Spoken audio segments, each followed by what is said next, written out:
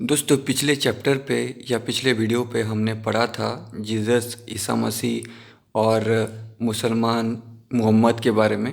ठीक है, ये देखिए यहाँ तक हमने पढ़ा था। मुसलमानों को भी स्थान दिया और ईसा मसीह देव एवं राजाओं को भांति स्थापित हो गया। तो पिछला वीडियो अगर आप नहीं देखे हैं तो प्लेलिस्ट में जा कर के देख सकते हैं। तो इस्लाम और क्रिश्चियनिटी का भविष्यवाणी हमने पढ़ लिया है। उसके बाद सूत जी बोले राजा भोज के स्वर्गीय होने के उपरांत उनके कुल के क्रमशः 7 राजा और हुए। लाल रंग का सब्सक्राइब लिखा हुआ है, उसको दबा के बेल आइकन ऑल कर लीजिएगा लेटेस्ट वीडियो अपडेट्स के लिए। किंतु अल्पायु होने के नाते उन भाग्यहीनों का राज्यकाल 300 वर्ष के भीतर ही समाप्त हो गया और वे स्वर्गीय होते गए। उनके राज्य के उपरांत छोटे छोटे राजा अनेक हुए। उनके कुल के 7वें राजा का नाम वीर सिंह बताया जाता है। उनके कुल के 3 राजा 200 वर्ष के अंतर्गत स्वर्गीय हो गए थे।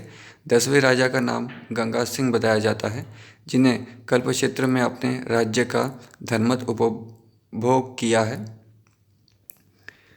अंतर्वेदी नामक कान्यकुब्ज प्रदेश में जयंत नामक राजा हुआ तथा इंद्रप्रस्थ यानी जिसको आज दिल्ली कहा जाता है उसमें तोमर कुलभूषण अनंगपाल नामक राजा हुआ। इसी भांति ग्राम राष्ट्रपाल यानी जमींदार तालुकदार के रूप में अनेक राजा हुए। अग्निवंश का बलवत्तर विस्तार हुआ है। पूर्व में कपिलाश्रम, पश्चिम में बाहिकांत, उत्तर में चीन के अंत तक और दक्षिण में सेतुबंध तक विस्तृत भूमि में 60 लाख बलवान ग्रामाधिप हुए हैं जो अग्निहोत्र करने वाले तथा गो ब्राह्मण के हितैषी थे। उन धर्मकुशल राजाओं के समय में द्वापर के समान ही धर्म का प्रचार था। इसी से सभी स्थानों में द्वापर के समय का ही अनुभव हो रहा था। सभी घरों में धन था, प्रत्येक व्यक्ति धार्मिक थे, गांव-गांव में देवता प्रतिष्ठित थे और देश देश में यज्ञ अनुष्ठान का महारंभ हुआ था। उस समय चारों म्लेच्छ राजा आर्य धर्म के ही अनुयायी थे। इसे देखकर घोर कली म्लेच्छ समेत अत्यंत भीरू होकर नीलांचल पर पहुंचकर उस बुद्धिमान ने भगवान की शरण ली। वहाँ उसने 12 वर्ष तक ध्यान योग किया। अपने ध्यान में सच्चिदानंदन एवं सनातन भगवान कृष्ण को देखकर उसने राधा समेत उन भगवान की मानसिक स्मृति द्वारा प्रसन्न किया, जो पुराण प्राचीन रूप अजर और नित्य वृंदावन में निवास करते हैं। कली ने कहा, स्वामीन, मेरे किए हुए साष्टांग दंडवत को आप स्वीकार करें। कृपा निधान, मैं आपके चरण की शरण में आया हूँ, मेरी रक्षा कीजिए। आप समस्त पापों के नाशक तथा समस्त काल रूप भगवान हैं। आपका रूप सतयुग में गोरा, त्रेतायुग में रक्तवर्ण, द्वापर में काला और मेरे समय सौभाग्यवश आप कृष्ण रूप है। मेरे पुत्र जिन्हें स्मृत्य कहा जाता है आर्य धर्म के अनुयायी हो गए हैं। स्वामीन, मेरे लिए चारों घरों का निर्माण किया गया है। दूध यानी जुआ खेलने की जगह, मद्यपान शराब पीने की जगह, सुवर्ण स्थान और स्त्रियों की जगह उन्हें अग्निवश के क्षत्रियों ने नष्ट भ्रष्ट कर दिया है। जनार्दन, मैं इस समय देह, कुल और राष्ट्र का त्याग कर आपके चरण कमल में स्थित हूँ। मतलब राजा परीक्षित ने कलयुग को जहाँ जहाँ रहने का आदेश दिया था, जुआ खेलने की जगह, शराब पीने की जगह, स्त्रियों की जगह और सोने धन में, वो सब जगह उन्होंने नष्ट कर दिया है और मैं अब आपके चरणों में स्थित हूँ। ये सुनकर भगवान कृष्ण ने मंद मुस्कान करते हुए कहा, कली, तुम्हारी रक्षा के लिए महाबली मैं उत्पन्न होऊंगा। वहाँ मेरा अंश भूतल में पहुंचकर उन बलशाली राजाओं का विनाश करके महितल में म्लेच्छ वंश के राजाओं की प्रतिष्ठा करेंगे। इतना कहकर भगवान उसी स्थान पर अंतहीन हो गए और म्लेच्छ समेत कली को परम आनंद की प्राप्ति हुई। कलयुग की रक्षा करने के लिए भगवान अवतार लेंगे, ऐसा कह रहे हैं। उस बीच विग्रह जो घटना घटी मैं बता रहा हूँ, सुनो। बस्कर नामक गांव में एक व्रतपा नाम की अभीरी रहती थी, जिसने 9 वर्ष तक अनवरत श्री दुर्गा जी की उपासना की थी। प्रसन्न होकर उससे चंडिका देवी ने कहा, तो दोस्तों मैंने पहले ही कहा था कि दुर्गा देवी की उपासना कलयुग में शुरू हुआ है, पहले नहीं था। वर की याचना करो।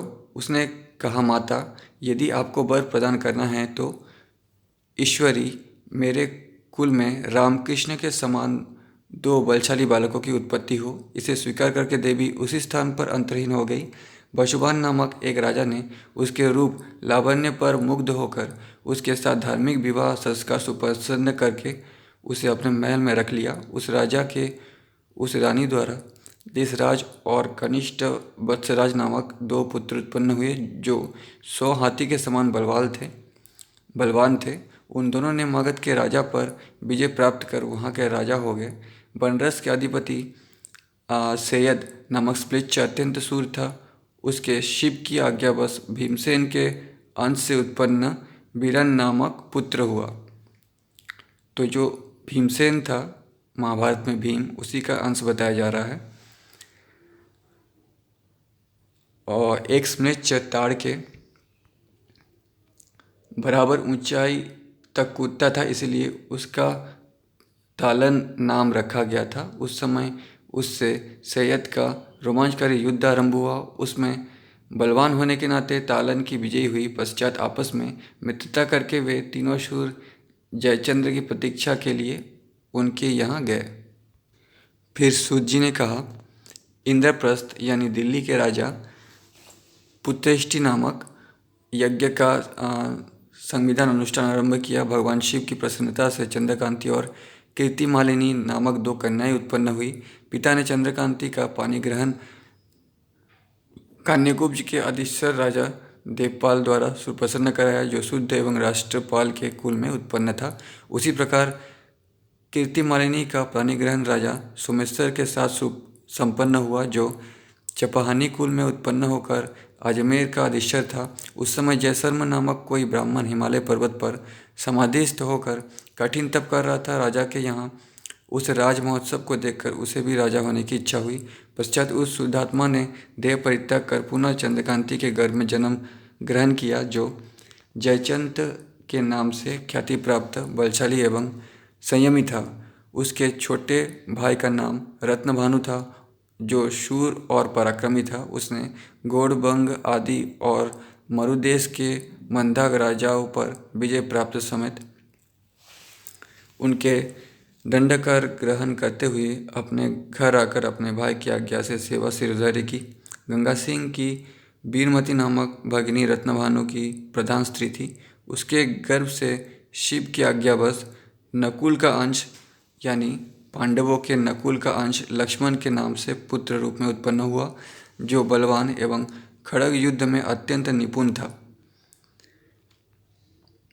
वो 7 वर्ष की अवस्था में ही अपने पिता के समान दिखाई देने लगा।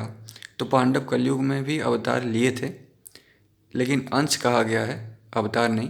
कीर्तिमालिनी के धुंधुकार कृष्ण कुमार और पृथ्वीराज नामक 3 पुत्र उत्पन्न हुए। पृथ्वीराज सबसे छोटा था, जो 12 वर्ष की और अधिक अवस्था हो जाने पर सिंहखेल नामक अपने पिता के यहाँ पुत्र रूप में उत्पन्न हुआ था।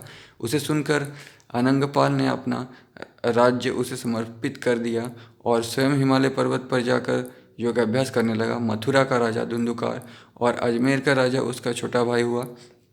ये दोनों अपने पिता की आज्ञा प्राप्त कर राज सिंहासन पर बैठ गए। चंद्रवंश के प्रद्योत और विद्योत नामक 2 क्षत्रिय कुमारों ने पृथ्वीराज के राजमंत्री का पदभार ग्रहण किया, जो बलवान एवं मदोत्कट थे। तो पृथ्वीराज राजा होंगे, ये भविष्यवाणी भी सच हो गई है। प्रद्योत के पुत्र का नाम परिमल था, जो स्वयंवरी तथा उसी राजा द्वारा उसकी एक लक्ष्य सेना का अधिनायक हुआ था। और विद्योत से उत्पन्न भीष्म सिंह गजराजों की सेनाओं का अधिपति हुआ। राजा अनंगपाल के स्वर्गीय होने पर राजा पृथ्वीराज ने उन सब को अपने प्रतिकूल देखकर राज्य से निकाल दिया।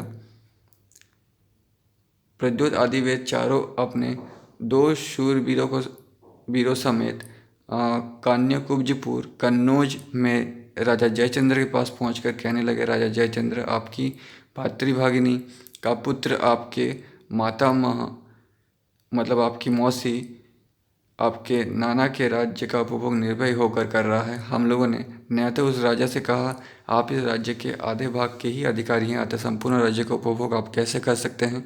इसे सुनकर उसने हम लोगों को निकाल दिया। हम लोग अब आपकी शरण को प्राप्त हुए हैं, जैसा उचित हो कीजिए। इसे सुनकर राजा जयचंद्र ने उन लोगों से कहा, मेरी अश्वसेना कि अधिनायक तुम्हारे दोनों पुत्र बना दिया गया और परिमल से कहा कि आप इस समय विद्युत समेत मेरे मंत्री पद का भार ग्रहण करें। भीष्मक गज सेना का अधिपति बनाया गया। आप लोगों की जीविका के निमित्त ये महावती नामक पुरी प्रदान की गई है, जो राजा माहिल की अत्यंत प्रिय नगरी है। ये सुनकर वे सब अत्यंत हर्ष निमग्न हुए। राजा माहिपति बलवान होते हुए भी अत्यंत दुख के साथ उस पुरी का त्याग कर उर्वी नामक नगर में आकर रहने लगे।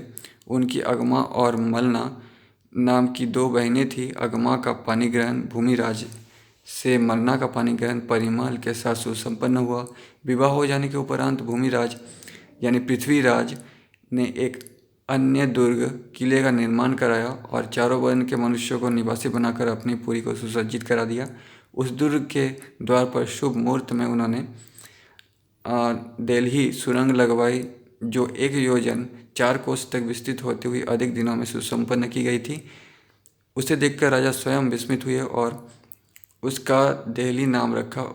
उस दिन से राजा की आज्ञावश वो दिल्ली ग्राम के नाम से ख्यात होने लगी। विग्रह 3 वर्ष के उपरांत राजा जयचंद्र ने अपनी 16 लाख सेनाओं को सुसज्जित करके वहाँ पत्र भेजा। पृथ्वीराज ने मेरे दाएं भाग का अपहरण क्यों किया? अब तक मुझे क्यों नहीं दे दिया? अस्तु अब भी मेरे नाना के राज्य का अर्धभाग दाय रूप में मुझे शीघ्र प्रदान करें, अन्यथा मेरे कठिन अस्त्र द्वारा उनका सैनिक बल नष्ट कर दिया जाएगा। पत्र को देखकर मदंस महिराज पृथ्वीराज ने भी जो 20 लाख की सेना सुसज्जित किया तथा दूध भेजकर कहा, राजा जयचंद्र सावधान होकर मेरी बात सुनो।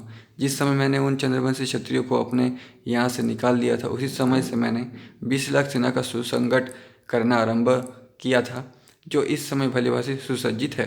तुमने तो केवल 16 लाख ही सेना की सहायता से युद्ध करने की तैयारी की है।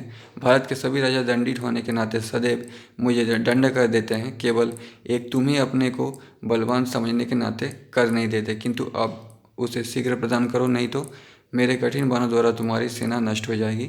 इसे जानकर इन दोनों में इस भूतल में अनुपम बैर उत्पन्न हुआ। भूमिराज पृथ्वीराज बलवान होकर भी जयचंद्र के भय से दुखी हो रहे थे और जयचंद्र भी बली होते हुए पृथ्वीराज से भयभीत हो रहा था। जयचंद्र ने आर्य देश यानी भारत का आधा राज्य अपनाया था और पृथ्वीराज ने शेष आधे भाग को। इसी विषय को लेकर दोनों में महान वैर उत्पन्न हुआ, जिससे अग्निवंश का समूल नाश हो गया।